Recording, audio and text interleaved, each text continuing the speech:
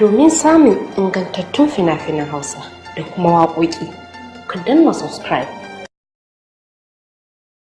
Sannan kuma ku danna ƙararrawa domin sanar da ku sababbin shirye-shiryenmu da zarar mun ɗora. Mun gode da kallon tashar Arahus.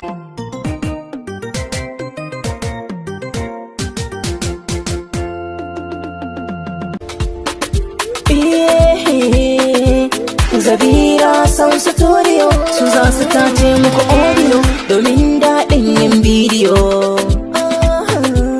Muna kiran maza da mata, ku zo muna jiran ku. Aikinsa ai akwai nagarta, ku zo ku doka ayyukanku. Kai siye daban da na saura, ina kira kar da ayyaba ku.